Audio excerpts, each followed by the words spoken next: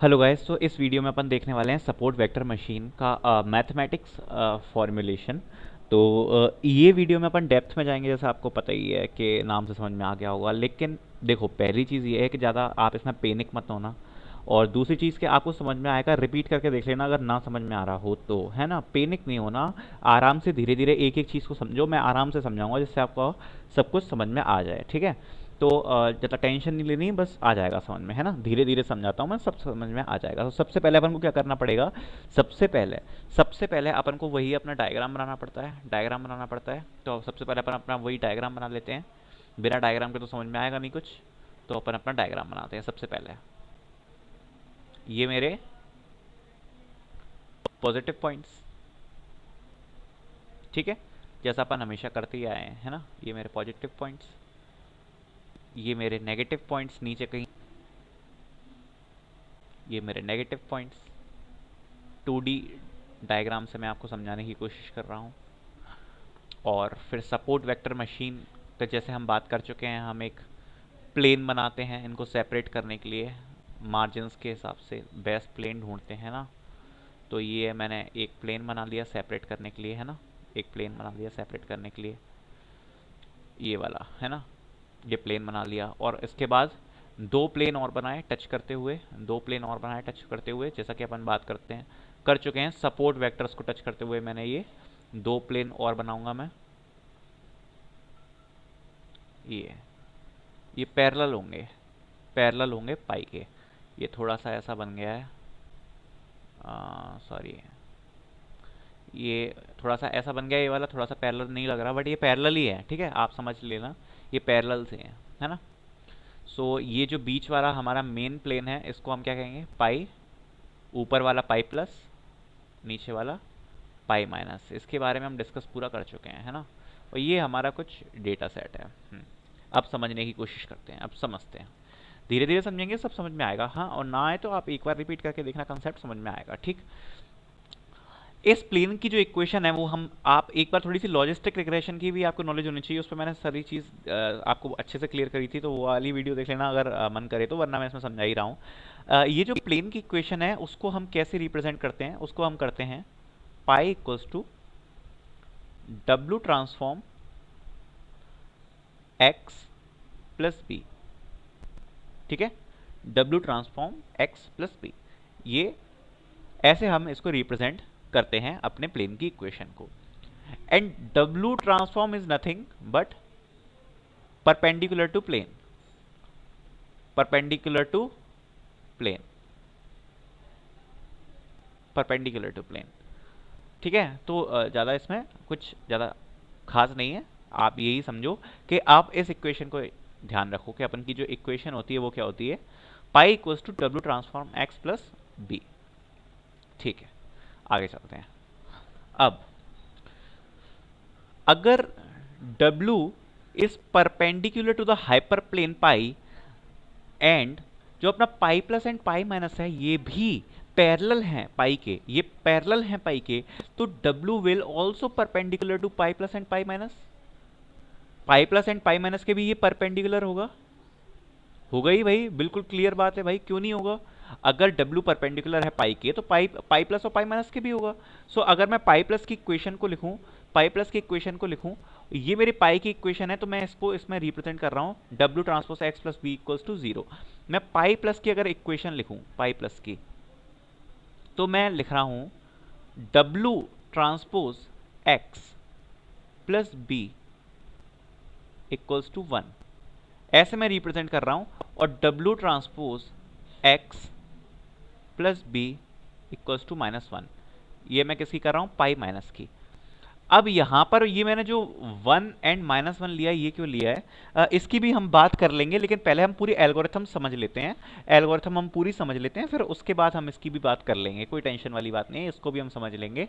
सो अभी आप ये समझो कि ये जो 1 और -1 मैंने लिया है, आप बस ये समझ लो कि आप इसको एज अ आप क्या समझ सकते हो? एज अ रिप्रेजेंटेशन समझ सकते हो कि ये जो मैंने 1 एंड -1 लिया है, ये एज अ मैंने रिप्रेजेंटेशन कंसीडर किया है, एज अ रिप्रेजेंटेशन कंसीडर किया है, as a distance, as a distance आप समझ सकते हो। कि जैसे मान लो कि पाई से पाई, पाई से पाई प्लस की मान लो डिस्टेंस 1 है, एंड पाई से पाई माइनस की डिस्टेंस क्या है, -1। अब पाई माइनस क्या नीचे है, इसलिए मैंने -1 ले लिया, ऊपर है ये इसलिए +1 ले लिया। डिस्टेंस कभी माइनस में नहीं होती, बट जब मैं कह रहा हूँ ऐसा इसको अगर मैं नॉर्म रिप्रेजेंट करूँ तो मैं इसको +1 एंड -1 कह सकता हूँ, ठीक है। ऐसा +1 एंड -1 में रिप्रेजेंट कर सकता हूँ। आप ये समझ लो बस कि ये जो प्लेन है इसकी जो इक्वेशन, ये जो प्लेन है बीच वाला ये है पाई, इसके नीचे है पाई माइनस, इसलिए मैं उसका यहाँ पर अभी -1 से उसको रिप्रेजेंट कर रहा हूँ। ये जो बीच में इनके गैप है, जो मार्जिन है, और जो ऊपर है पाई प्लस, उसको मैं +1 से रिप्रेजेंट कर रहा हूँ। बाकी इस पे हम और डिस्कशन कर लेंगे। अभी इसको आप बस ये समझ लो कि हमने जो इक्वेशन रिप्रेजेंट करी है वो ऐसे करी है कि जो हमारा प्लेन है वो उसकी है W transpose x plus b equals to 0, pi plus की है W transpose x plus b equals to 1, and pi minus की है W transpose x plus b equals to -1। Okay, now consider, अगर मेरे को पाई प्लस से पाई minus के बीच में अगर डिस्टेंस निकालनी है, which is nothing but our margin, अपना जो मार्जिन है वो यही होगा, और ये जो SVM है पूरा मार्जिन पे ही चल रहा है। तो मैं कैसे निकालूंगा, मैं सपोज अगर मैं इस इक्वेशन को रिप्रेजेंट करूं, अगर x1, इस वेक्टर को मैं कह रहा हूं, ये वाला जो मेरा वेक्टर है, सपोज इसको मैं कह रहा हूं x1, मेरा ये वाला जो सपोर्ट वेक्टर है, और इस वाले सपोर्ट वेक्टर को मैं कह रहा हूं x2। तो सपोज अगर मैं इसकी इक्वेशन देखूं तो इसकी होगी W transpose x1 plus b equals to 1, ये मैं ऐसे रिप्रेजेंट कर सकता हूं। इसकी कर सकता हूं मैं W transpose x2 plus b equals to -1, ठीक है।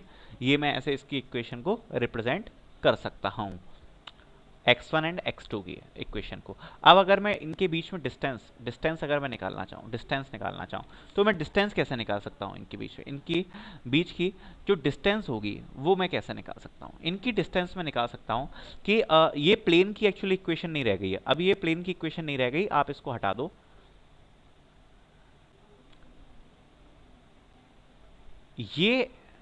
ये जो इक्वेशन है ये है इस सपोर्ट वेक्टर की, W transpose x1 plus b equals to 1 इसकी, और ये जो इसकी इक्वेशन है वो है W transpose x2 plus b equals to -1, ठीक है। अगर मैं इन दोनों के बीच में डिस्टेंस निकालना चाहूँ तो मैं क्या करूँगा, इसमें से इसको सब्ट्रैक्ट कर दूंगा। तो मैं कह सकता हूँ कि WT x1 minus x2 equals to 2, यही आ गया। इसमें से मैंने ये सब्ट्रैक्ट कर दिया तो W transpose x1 minus x2 equals to 2। अब क्या मैं चाहता हूँ, ये x1 माइनस x2 तो ठीक है, x1 माइनस x2 तो ठीक है, बट इसके साथ में ये क्या आ रहा है, परपेंडिकुलर W ट्रांसपोज, ठीक है। अगर मेरे को इसको हटाना है तो मैं क्या कर सकता हूँ, मैं L2 नॉर्म ऑफ W से डिवाइड कर सकता हूँ, L2 नॉर्म ऑफ W से डिवाइड कर सकता हूँ। तो जो मेरे पास डिस्टेंस आएगी वो एग्जैक्टली मार्जिन आएगा, क्या आएगा, मार्जिन आएगा। अगर मैं इसको L2 नॉर्म ऑफ W से डिवाइड कर दूं तो मैं ये पूरी इक्वेशन अब हटा देता हूँ। यहाँ तक आपको आई थिंक सब क्लियर ही होगा, अभी तक ऐसा कुछ हार्ड नहीं आया। जस्ट हमारी दो इक्वेशंस थी, दो वेक्टर्स की, उनको मैंने माइनस किया है अभी तक, और इसके अलावा कुछ नहीं किया, ठीक है। सो लुक, हमारी जो इक्वेशन आई थी वो आई थी W transpose x1 minus x2 equals to 2। जब मैंने इसको L2 नॉर्म से डिवाइड किया तो ये आ गया W ट्रांसपोज W से L2 norm x1 minus x2 equals to 2 upon L2 norm of W। ये जो 2 upon L2 norm of W है, this is nothing but our margin. ये जो है ना, ये अपना मार्जिन निकल कर आया है, क्योंकि अपन ने क्या करा था कि इस वाले सपोर्ट वेक्टर की और इस वाले सपोर्ट वेक्टर की इक्वेशन ली, दोनों को माइनस किया, तो दोनों के बीच में जो डिस्टेंस आई वही होगा अपना मार्जिन, वही ये निकल के आया है 2 upon norm of W, L2 norm of W। ये अपना मार्जिन निकल कर आ गया, ठीक है। तो अब अपन को जो कंसीडर करना है, वो मार्जिन ही करना है, अपन का जो पूरा सपोर्ट वेक्टर मशीन अभी तक मैंने जो बात करी है वो मार्जिन के हिसाब से चलते हुए आया है। मैंने क्या कहा, हमें मैक्सिमाइज करना है अपने सपोर्ट वेक्टर्स के मार्जिन को, है ना, यही बात करते हुए आए हैं हम अभी तक सपोर्ट वेक्टर मशीन में। सो अब मैं आगे बात कर लेता हूँ। सो हमें जब ये प्लेन फाइंड करना है जिससे मैक्सिमम हो, हमारा मार्जिन मैक्सिमम हो। सो सपोज जो मेरे प्लेन की इक्वेशन है वो क्या होती है, जैसे मैंने आपको बताया था, वो होती है हमारी W transpose x plus B. So इसमें x तो हमारा इंडिपेंडेंट वेरिएबल होता है, हमें डब्लू ट्रांसपोज एंड b को फाइंड करना है। सो जो मेरी ऑप्टिमाइजेशन प्रॉब्लम बनेगी वो क्या बनेगी, वो बनेगी I want to find the W star and b star. यहाँ पर ये मैं स्टार से क्यों रिप्रेजेंट कर रहा हूँ, क्योंकि काफ़ी सारे हमारे पास डब्लू ट्रांसपोज एंड वी की वैल्यू हो सकती है, बट मैं ऑप्टिमल फाइंड करना चाह रहा हूँ जिसको मैं रिप्रेजेंट कर रहा हूँ स्टार से। ये मैं W star and b star find करना चाह रहा हूँ which maximize w and b, and the equation is 2 upon L2 norm of w। ये हमारा मार्जिन निकल के आया था 2 upon L2 norm of W। सो मैं optimal W and optimal B find करना चाह रहा हूं जो मैक्सिमाइज कर दे W एंड B को, जो मैक्सिमाइज कर दे किसको, इस मार्जिन को, ये सॉरी W एंड B नहीं, which maximize this margin 2 upon L2 norm of W। अपन क्या मैक्सिमाइज करना चाह रहे हैं, इसको मैक्सिमाइज करना चाह रहे हैं। ये अपन पे एक प्रॉब्लम आ गई निकलकर, ये प्रॉब्लम अपन पर निकलकर आ गई। और इस प्रॉब्लम में मैं क्या कहूँ, अगर मैं अपने जो पॉजिटिव पॉइंट्स हैं, अगर मेरे पास जो पॉजिटिव पॉइंट्स हैं उनको जैसे हमने लॉजिस्टिक में भी डिस्कस किया था, उनको मैं किससे रिप्रेजेंट करता हूँ, पॉजिटिव से yi को, और जो नेगेटिव पॉइंट्स हैं उनको मैं रिप्रेजेंट करता हूँ नेगेटिव से। सो जो मेरे पॉजिटिव पॉइंट्स हैं उनके लिए जो मेरा yi multiply by w transpose xi plus b होगा, वो होगा ग्रेटर देन 1। होगा कि नहीं होगा 1 ग्रेटर देन, कैसे होगा ये फिर बता देता हूं मैं। वैसे लॉजिस्टिक में मैंने डिस्कस किया था कि सपोज अगर मैं इस पॉइंट को कंसीडर कर रहा हूं, अभी केवल इस वाले पॉइंट को मैं कंसीडर करके देख रहा हूं, अगर मैं केवल इस वाले पॉइंट को कंसीडर करके देखूं तो ये चूंकि एक पॉजिटिव पॉइंट है इसलिए yi की वैल्यू क्या होगी, पॉजिटिव। और हमारा जो नॉर्म है वो प्लेन की डायरेक्शन में ऊपर है, ये w ट्रांसपोज ये ऊपर के साइड है इस प्लेन से, ये वाला पॉइंट, इसलिए जो डिस्टेंस हमारी होगी वो कहीं ना कहीं यहाँ पर, ये इसकी जो वैल्यू निकल के आएगी वो कुछ पॉजिटिव में निकल के आएगी, इसकी वैल्यू भी कुछ पॉजिटिव में निकल के आएगी डिस्टेंस की। So positive multiply by positive is nothing but positive which is greater than 1। ये जो yi है इसको पॉजिटिव नहीं, एक्चुअली +1 से हम रिप्रेजेंट कर रहे हैं, +1 से, और इसको हम -1 से रिप्रेजेंट कर रहे हैं। सो +1 multiply by something distance is nothing but greater than 1। सो ये जो है ये ग्रेटर देन 1 हो जाएगा, हमारा ग्रेटर देन 1 हो जाएगा। तो इसलिए जो वैल्यू हमारी आएगी वो क्या आएगी, 1 से बड़ी आएगी, 1 से क्या आएगी, बड़ी आएगी। ठीक है भाई, इतनी बात अपन को समझ में आ गई, इतनी बात तो क्लियर है। अब ऐसे ही अगर मैं बात करूं किसी नेगेटिव पॉइंट के लिए, मान लो इसके लिए, सो उसके लिए हमारा जो yi हो जाएगा वो क्या हो जाएगा, -1 मल्टीप्लाई बाय हमारी जो डिस्टेंस आएगी वो भी कुछ नेगेटिव में आएगी, हमारी कुछ नेगेटिव में आएगी ना डिस्टेंस, और हमारी कुछ जो नेगेटिव में डिस्टेंस आएगी, अगर मैं उसको नेगेटिव से ऐसे रिप्रेजेंट करूं, और negative and negative is nothing but positive, तो ये भी हमारा ग्रेटर देन 1 आएगा। इसलिए चाहे पॉजिटिव पॉइंट हो चाहे नेगेटिव पॉइंट हो, उसके लिए मैं क्या कह सकता हूँ, ये कह सकता हूँ ना जो मैंने लिखा हुआ है कि yi multiply by w transpose of xy plus b should be greater than 1 for which points, for each of our point, and for support vector अपनी इक्वेशन क्या आएगी, फॉर सपोर्ट वेक्टर अपनी इक्वेशन आएगी क्या आएगी, अपने सपोर्ट वेक्टर्स की equation वो भी मैं बात कर लेता हूं। अपने जो सपोर्ट वेक्टर की इक्वेशन आएगी वो आएगी yi w transpose xi plus b, yi w transpose xi plus b should be equals to 1, because जो अपन वाई आई को रिप्रेजेंट कर रहे हैं वो कर रहे हैं प्लस वन से, और जो अपनी डिस्टेंस रिप्रेजेंट हो रही है, जो अपनी डिस्टेंस रिप्रेजेंट हो रही है वो जैसे आपने इक्वेशन में भी देखा था, हमारी जो इक्वेशन थी उसमें अपन ने क्या लिया था, वन लिया था ना, वन लिया था। सो वो भी वन है, वो भी वन है। सो फॉर सपोर्ट वेक्टर अपनी वैल्यू क्या आएगी, equals to one, not greater than one, equals to one. ठीक है, और ऐसे ही नेगेटिव के लिए अगर मैं लूँ तो उसके लिए negative and distance is our negative one, so equals to one. तो अब अगर मैं अपनी ऑप्टिमाइजेशन प्रॉब्लम को पूरी लिखूं, अगर मैं पूरी अपनी ऑप्टिमाइजेशन प्रॉब्लम लिखूं तो मैं कैसे लिख सकता हूं, कैसे लिख सकता हूं मैं अपनी ऑप्टिमाइजेशन प्रॉब्लम को, वो मैं बताता हूं। So my optimisation problem is, my optimisation problem is के I want to find the optimal W and optimal V which actually maximize this margin 2 upon norm of W, 2 upon norm of W where yi multiply by W transpose xi plus B is greater than 1, is greater than 1, and for support vectors it is equals to 1.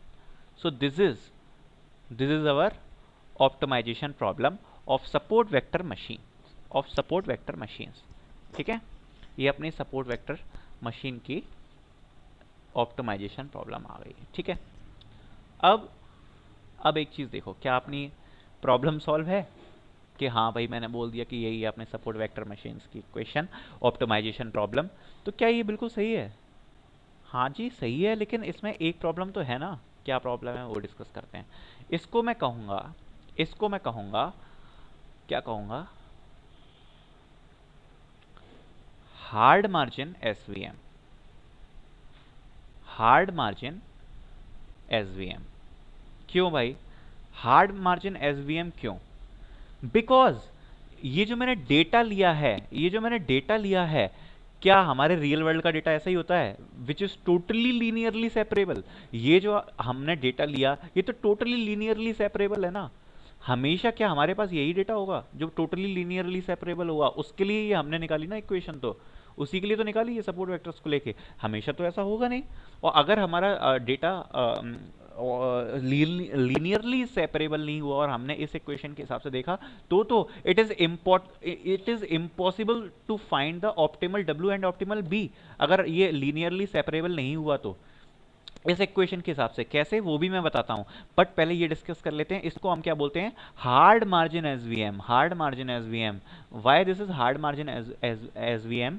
क्योंकि इसमें ये जो हमारा data है ये बिल्कुल linearly separable है, बिल्कुल लीनियरली सेपरेबल है, और उसकी जो ऑप्टिमाइजेशन प्रॉब्लम आ रही है वो हमारे पास आ रही है ये।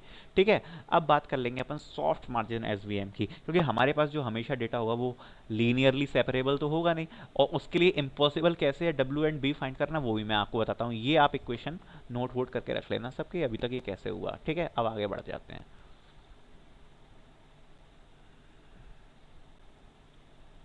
देखो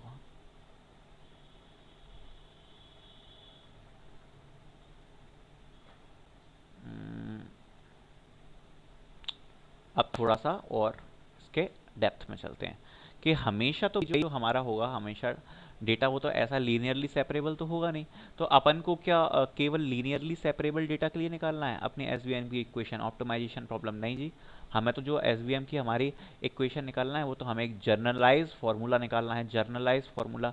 अब जब जर्नलाइज फार्मूला निकालना है तो क्या हम इस पर रिले कर सकते हैं? ये उसके लिए तो ठीक है कि हाँ हमारी जब जो डेटा है वो लीनियरली सेपरेबल है तब। अब मैं कुछ और डेटा पॉइंट्स ले लेता हूँ तो फिर उनके हिसाब से अब अपन देख लेते हैं, उनके हिसाब से देख लेते हैं। सपोज सपोज सपोज कि मेरे पास एक यहाँ पर डेटा पॉइंट और है, यहाँ पर इस जगह पर, ठीक है, ऑरेंज, ऑरेंज डेटा पॉइंट मेरे पास एक और यहाँ पर, मतलब पॉजिटिव डेटा पॉइंट एक और यहाँ पर है। ठीक है, एक मेरे पर पॉजिटिव डेटा पॉइंट एक और है। ठीक है, वो कहाँ पर है? वो इस हाइपर प्लेन के और नीचे है, मतलब नेगेटिव साइड। ठीक है, एक मेरे पास ब्लू पॉइंट है जो यहाँ पर है। अब कुछ खेल में मज़ा आया कि अपने पास जो ब्लू पॉइंट है वो यहाँ पर है, दो मेरे पास ये जो पॉजिटिव पॉइंट्स हैं वो इस साइड है। सो अब तो ये डेटा बिल्कुल ऑलमोस्ट ये लीनियरली सेपरेबल तो रहा नहीं, लीनियरली सेपरेबल तो ये बिल्कुल रहा नहीं डेटा। अब ये क्या हो गया, अब ये हो गया almost, almost linearly separable, almost linearly separable. तो इसकी इक्वेशन कैसे फाइंड करेंगे, है ना, इसकी इक्वेशन अब अपन को फाइंड करनी है, क्योंकि अपना जो रियल वर्ल्ड का डेटा है वो ऐसा तो होगा नहीं कि बिल्कुल ही लीनियरली सेपरेबल हो, लेकिन वो समझाना आपको जरूरी था क्योंकि ये अपन रिलेट कर देंगे, रिलेट कर देंगे, ठीक है। तो अपना डेटा सेट अब कुछ ऐसा है, ठीक है। अब अपन को और थोड़ा सा फन आएगा इसको देखने में, ठीक है। तो और इसको देख लेते हैं। अब मैं जो कह रहा था, मैं वो यही कह रहा था, वही सेम पॉइंट्स मेरे इसमें भी रहेंगे। क्या सेम पॉइंट्स मेरे रहेंगे, जो मेरी इक्वेशंस हैं, इक्वेशंस हैं वो तो मेरी सेम ही रहेंगी। मेरा जो पाई है, पाई है उसको मैं रिप्रेजेंट कर रहा हूँ W transpose x plus b equals to 0 से। पाई प्लस को मैं रिप्रेजेंट कर रहा हूँ W transpose x plus b equals to 1 से। पाई माइनस को मैं रिप्रेजेंट कर रहा हूँ W transpose x plus b equals to -1 से, ठीक है। W transpose x plus b equals to 1 से मैं इसको रिप्रेजेंट कर रहा हूँ W transpose x plus b equals to -1 से। पाई माइनस को मैं रिप्रेजेंट कर रहा हूँ, ठीक है। इक्वेशंस तो मेरे पास वही हैं, इक्वेशंस जो है मेरे पास वही हैं। अब मैं एक और नया कंसेप्ट इसमें जोड़ने वाला हूँ, वो है जीटा का, जीटा का।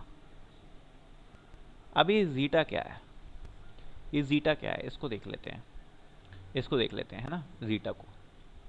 तो अपन सिंप्लीफाई करने के लिए मैं पूरा डेटा सेट हटा रहा हूँ जिससे आपको सिंपली समझ में आए, वरना इसमें आपको क्या हो जाएगा, कंफ्यूजन हो जाएगा। केवल वो वाले मैं पॉइंट्स लूंगा जो प्रॉब्लम क्रिएट कर रहे हैं, है ना। सो मेरे पास ये 3 प्लेन है, 3 मेरे पास ये प्लेन है। बीच वाला कौन सा है, पाई, ऊपर वाला पाई प्लस, नीचे वाला पाई माइनस है। इसमें जो मेरे पॉइंट्स हैं, ऑरेंज जो मेरे पॉइंट्स हैं वो किससे रिप्रेजेंट कर रहे हैं, पॉजिटिव से।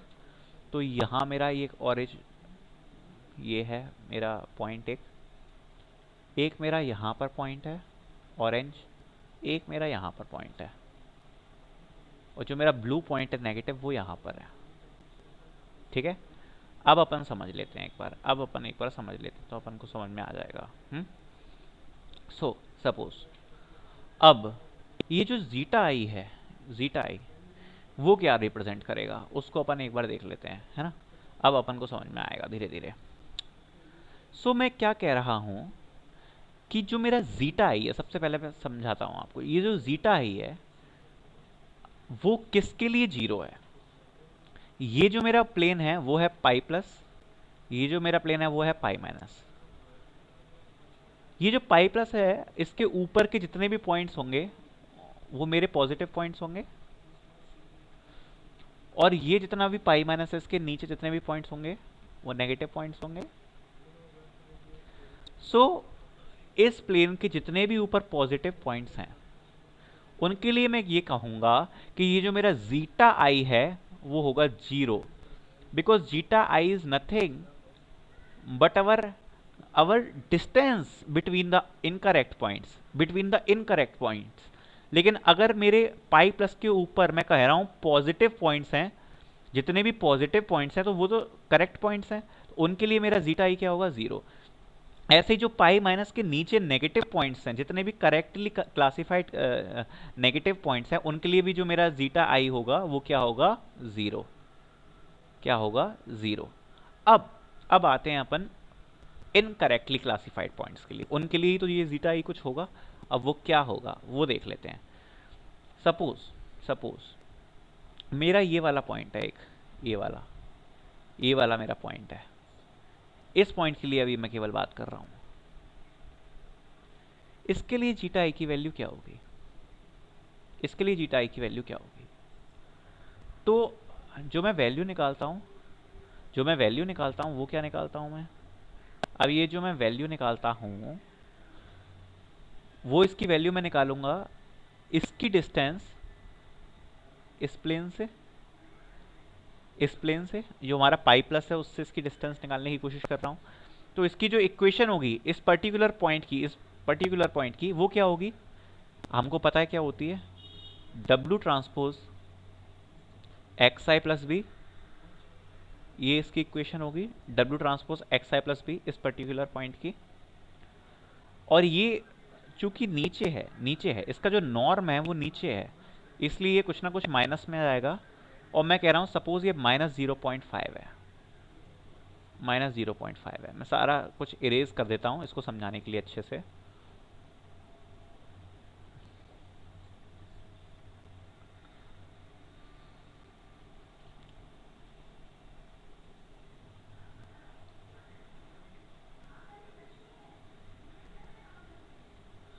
हाँ, अब नाउ सपोज सब कुछ इरेज हो चुका है हमारा, अब सब कुछ इरेज हो चुका है। अब अपन ढंग से समझते हैं कि मैंने ये कहा कि ये जो मेरा पॉइंट है इसकी जो इक्वेशन है वो है W transpose X I plus B, जिसकी मैं वैल्यू निकालूंगा। ये प्लेन के नीचे है इसलिए कुछ माइनस में आएगी, तो मैंने कहा ये है -0.5। सो -0.5 को मैं कैसे लिख सकता हूँ, 1 -0.5, ये भी मैं लिख सकता हूँ इसको कि नहीं लिख सकता। -0.5 को मैं 1 -1.5 ऐसे लिख सकता हूं ना, 1 -1.5। तो इसको जब मैं 1 माइनस के फॉर्म में रिप्रेजेंट करूंगा उससे जो वैल्यू आएगी ये मैं कहूंगा ये है जीटा आई, ये है जीटा आई। एक बार और समझाता हूं मैं। अब सपोज एक और मैं कोई पॉइंट लेता हूं, ठीक है, आराम से समझते हैं। मैंने एक और कोई पॉइंट लिया, सपोज ये वाला पॉइंट, इसकी जो इक्वेशन आएगी वो क्या आएगी, W transpose X I plus B. इसकी जो W transpose X I plus B है और इसकी जब अपन वैल्यू कंप्यूट करेंगे पाई प्लस के रिस्पेक्ट में, ये पाई प्लस प्लेन जो अपना है उससे अपन क्या देख रहे हैं, वैल्यू देख रहे हैं, ठीक है। सो कुछ नेगेटिव में आएगी, सपोज इसकी जो वैल्यू आई वो आई -1.5 इस वाले पॉइंट की। सो इसको मैं कैसे लिख सकता हूं, -1.5 को 1 - 2.5 ये लिख सकता हूं। अब ये जो 2.5 है this is nothing but our zeta I of this particular point. ऐसे ही इस पॉइंट का जो जीटा आई आया, वो क्या आया, जीटा की वैल्यू आई वो आई 1.5। सो अपन को ऐसे जीटा आई की वैल्यू कैलकुलेट करनी है सारे पॉइंट्स की। जो अपने इनकरेक्ट क्लासिफाइड पॉइंट्स होंगे उनकी तो जीटा आई की कुछ ना कुछ वैल्यू आएगी, और जो करेक्टली क्लासिफाइड अपने पॉइंट्स होंगे उनकी जीटा आई की वैल्यू क्या मैंने कही, क्या आएगी, 0। उनकी जीटा आई की वैल्यू क्या आएगी, 0। करेक्टली क्लासिफाइड पॉइंट्स की आएगी क्या, 0। और जो अपने इनकरेक्टली क्लासिफाइड पॉइंट्स हैं उनकी जो अपने जीटा आई की वैल्यू आएगी वो कुछ अपने पॉइंट्स में आएगी, ठीक है भाई। क्यों आएगी पॉइंट्स में, क्यों आएगी, क्योंकि जब मैं कह रहा हूं करेक्टली क्लासिफाइड पॉइंट्स, सो करेक्टली क्लासिफाइड पॉइंट्स की हमारी जीटा आई की वैल्यू 0 क्यों आ रही है, ये भी आप एक बार समझ ही लो, क्योंकि जो अपना डब्ल्यू ट्रांसपोज एक्स आई है प्लस बी, इसकी जब अपन वैल्यू निकाल रहे हैं, तो वो 1 से अपन रिप्रेजेंट कर रहे हैं, 1 से। सो जब अपन 1 से रिप्रेजेंट कर रहे हैं तो जब W transpose X I plus B की वैल्यू 1 आएगी तो 1 - 1 इज नथिंग बट 0। इसलिए करेक्टली क्लासिफाइड पॉइंट्स की अपनी वैल्यू क्या आ रही है, 0। और बाकी जो नॉन करेक्टली क्लासिफाइड है उनकी आप देख सकते हो, उनकी अपनी जो जीटा आई की वैल्यू है वो आ जाएगी, कुछ ना कुछ आ जाएगी, ठीक है। जैसे 2.5 आ गई, 1.5 आ गई, 1.5 आई इसकी और 2.5 आई इसकी। अब अपन की इक्वेशन क्या बनेगी, अब अपनी नई ऑप्टिमाइजेशन प्रॉब्लम बनेगी, क्योंकि जीटा आई क्या है, अपन को ये एरर सी दे रहा है, आप इसको एरर भी कह सकते हो ना, एरर सी दे रहा है। और ये अब अपन का रियल वर्ल्ड डेटा हो सकता है जिसमें सारे जो अपने पॉइंट्स होंगे जो सारे पॉइंट्स होंगे वो लीनियरली सेपरेबल तो होंगे नहीं, ऑलमोस्ट लीनियरली सेपरेबल हैं, उसके लिए हम इक्वेशन ड्राइव कर रहे हैं। तो अब देख लेते हैं, अब जो मेरा ऑप्टिमल डब्ल्यू एंड बी मुझे फाइंड करना है, suppose W star and b star, वो मैं कैसे फाइंड करूंगा? वो मैं फाइंड करूंगा कि आई वॉन्ट अपन पहले क्या कर रहे थे, arg max of 2 by norm of W. मैं इसको ये भी तो कह सकता हूं, जैसे हमने पहले डिस्कस किया था कि arg min of norm of W by 2, ये भी तो मैं कह सकता हूं। मतलब मैंने कुछ नहीं किया, जो 2 बाय डब्ल्यू को मैक्सिमाइज करना है वो 1/2 बाय डब्ल्यू को मिनिमाइज करना है। सो मैंने क्या किया, बस इसको पलट दिया। Arg max of 2 by W is nothing but the arg min of W by 2। ठीक है, ये मैं लिख सकता हूं। तो मैं क्या लिखूंगा यहां पर, यही लिखने वाला हूं मैं, arg min of W by 2 plus C multiply by 1/n summation I equals to 1 to n zeta I. ये मेरी नई ऑप्टिमाइजेशन प्रॉब्लम बन गई। अब ये तो यार बड़ी कंफ्यूजन सी लग रही है कि जो मेरी नई ऑप्टिमाइजेशन प्रॉब्लम है वो ये क्या बन गई है ना। सो मैंने इसको उल्टा क्यों किया, पहले मैक्स जाना, क्योंकि मेरे को इसको मिनिमाइज करना है, ना मेरे को जीटा आई को, जो हमारा एरर था। तो मैं ये भी कह सकता हूँ कि नॉर्म ऑफ डब्ल्यू बाय 2 को मेरे को मिनिमाइज करना है, क्योंकि पहले जो मैक्सिमाइज था वो क्या था, 2/नॉर्म ऑफ डब्ल्यू। तो मैं कह सकता हूँ minimise of norm of W by 2। So ये चीज तो हमें समझ में आ गई, लेकिन ये क्या है, C multiply by 1/n summation of I 1 to n zeta I. तो जीटा आई तो अपन को पता है कि अपना एरर है।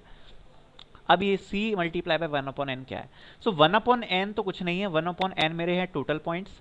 सो मैं टोटल पॉइंट्स से डिवाइड इसलिए कर रहा हूँ कि मैं एवरेज ऑफ जीटा आई को मिनिमाइज करना चाहता हूँ, एवरेज ऑफ जीटा आई, इससे एवरेज निकल जाएगा। और c क्या है, c है मेरा हाइपर पैरामीटर। अब हाइपर पैरामीटर का यहाँ पर क्या यूज है, ये मेरा हाइपर पैरामीटर है ना, हाइपर पैरामीटर है। सो ये चीज़ अब आपको क्लियर हो गई होगी है ना। हाइपर पैरामीटर का भी एक बार यूज देख लेते हैं कि क्या है। ज़्यादा वैसे हार्ड नहीं है, समझ में आ गया होगा आपको, ऐसा कुछ ज़्यादा हार्ड नहीं है। मैं कह रहा हूँ कि सी मेरा हाइपर पैरामीटर है, तो मैं जब कह रहा हूँ कि जब मैं सी की वैल्यू को इंक्रीज करूँगा, सी की वैल्यू जो मैं इंक्रीज होगी मेरी, सो सी की वैल्यू जितनी मेरी इंक्रीज होगी उतना ज़्यादा वेट जाएगा एरर रिडक्शन पे। मीन्स मेरी ये जो ऑप्टिमाइजेशन प्रॉब्लम है, मैं कहता हूँ कि अगर मैं इसमें सी की वैल्यू को बढ़ा रहा हूँ, सी की वैल्यू को मैं बढ़ा रहा हूँ, that is nothing but my tendency towards error is decreasing. मैं क्या चाहता हूं कि मेरा एरर जो हो वो कम से कम हो। अगर मैं सी की वैल्यू को बढ़ा रहा हूं, इसका मतलब क्या है, मैं वेटेज इस चीज को ज्यादा दे रहा हूं, इस चीज को मैं वेटेज ज्यादा दे रहा हूं। और इस चीज को अगर मैं वेटेज ज्यादा दे रहा हूं, इसका मतलब क्या है कि मैं चाहता हूं कि मेरा एरर साइड है वो मेरा कम से कम हो, क्योंकि मैं मिनिमाइज करना चाहता हूं अपने एरर को। तो अगर मैं सी की वैल्यू बढ़ाऊंगा तो then we are more focusing on the error not on the margin, we are more focusing on the error, minimising the error. और अगर मैं सी की वैल्यू को कम कर रहा हूं, उसका मतलब है we are more focusing on the margin and मेरा जो टेंडेंसी टुवर्ड्स एरर है वो कम है। जैसे अगर सपोज करो कि मेरा जैसे सी है, अगर मैं कहूं कि वो 0.1 है, ना के बराबर हो गया, ये वाली चीज जो आर्गमेन ऑफ डब्ल्यू बाई 2 है उसको पूरा डोमिनेट कर देगी। इसका मतलब क्या है, अगर ये इसको पूरा डोमिनेट कर देगी, मतलब हमारा जो एरर की तरफ वेटेज है वो काफी कम है, हम एरर पर उतना नहीं दे रहे हैं, मतलब ज्यादा इंपॉर्टेंस नहीं दे रहे हैं। अब इससे कंडीशन क्या बनेगी, अगर मैं सी की वैल्यू को बढ़ा रहा हूं, तो मैं एरर को कम से कम करने की कोशिश कर रहा हूं, तो this will lead us to the condition of overfitting हमने डिस्कस करी थी। एंड अगर मैं सी की वैल्यू को बहुत ज्यादा कम कर रहा हूं, then we are leading to the condition of underfitting. यहां पर ये कर रहा है C is a hyper parameter, to choose, ठीक है। सो सी का भी कंसेप्ट अपन ने क्लियर कर लिया है ना। अब मैं एक एक चीज़ आपको इसलिए समझा रहा हूँ थोड़ा जल्दी जल्दी, इसलिए वरना वीडियो की लेंथ हो जाएगी काफ़ी ज़्यादा, फिर आपका वैसे ही सर चकरा जाएगा देख के। अब क्या करें, समझाना भी पड़ता है। तो अब देखो, अब ये जो अपन की प्रॉब्लम आ गई ना, वो आ गई अपनी क्या, optimisation problem. Optimisation problem, this is our real optimisation problem. इसको मैं अच्छे से लिखूं तो मैं क्या कहूं, आर्गमिन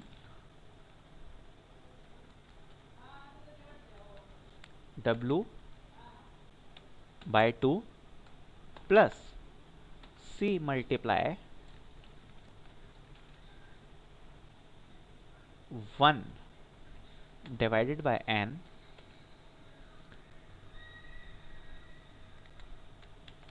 sum of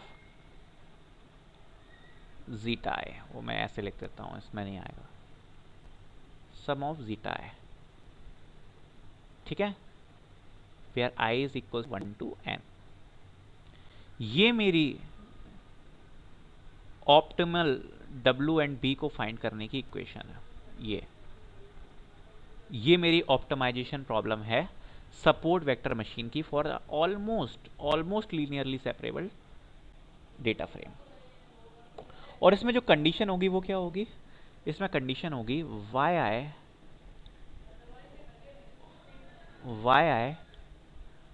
w transpose xi plus b greater than 1 minus zeta i, where zeta i is greater than 0। अब ये मैंने क्या लिख दिया,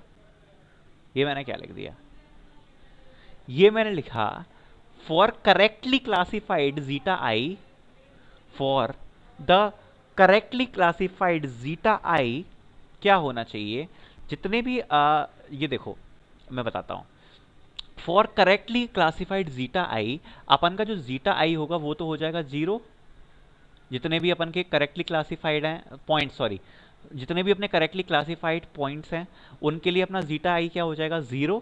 और जितने भी इनकरेक्टली क्लासिफाइड हैं, जितने भी इनकरेक्टली क्लासिफाइड पॉइंट्स हैं, उनके हिसाब से जो इक्वेशन आ रही है, उनके हिसाब से जो हमारी इक्वेशन आ रही है वो क्या आ रही है, w transpose X I plus B should be greater than 1 minus zeta I, 1 minus zeta I, 1 minus zeta I. क्योंकि अब यहाँ पर क्योंकि जो जीटा आई है वो मैं क्या बोल रहा था, जैसे कि माइनस 0.5 आया था, तो मैं क्या ले रहा था उसको मैं यही तो ले रहा था 1 माइनस 1.5, 1 माइनस 1.5। तो यही मैं रिप्रेजेंट कर रहा हूँ 1 minus zeta I, 1 minus zeta i, my yi w transpose of xi plus b should be greater than 1 minus zeta i and my zeta i should be greater than 0। क्योंकि 0 किस पे आ रहा है, 0 तो आ रहा है हमारे करेक्टली क्लासिफाइड पॉइंट पे, और जो इनकरेक्टली क्लासिफाइड पॉइंट्स हैं उन पर तो जीटा आई मेरा 0 से बड़ा ही आ रहा है ना, और उन्हीं के लिए तो मैं ये मिनिमाइज करने की कोशिश कर रहा हूँ, जो करेक्टली क्लासिफाइड है उनसे तो कोई दिक्कत ही नहीं है ना। ये जो इक्वेशन मैंने निकाली है ये तो मैंने इनकरेक्ट के लिए निकाली है ना, तो इनकरेक्ट के लिए तो कंडीशन हमारी ये लगेगी कि zeta I should be greater than 0 and Y I W transpose X I plus B should be greater than 1 minus zeta I. और for that the optimization problem is this. So I think अब आपको ये concept SVM का clear हो गया होगा कि support vector machine की जो ऑप्टिमाइजेशन प्रॉब्लम है वो मैंने आपको निकाल कर दी है, यही होती है सपोर्ट वेक्टर मशीन की एक optimisation problem. So I think आपको क्लियर हो गया हो, नहीं समझ में आई तो आप इसको रिपीट करके भी देख सकते हैं, रिपीट करके देख लेना, समझ में आ जाएगी। इतना वैसे मैंने हार्ड रखने की इसको कोशिश नहीं करी, कोशिश की है कि आपको एक एक कंसेप्ट बताऊँ। So thanks for this video and दोबारा देख लेना अगर नहीं समझ में आई तो।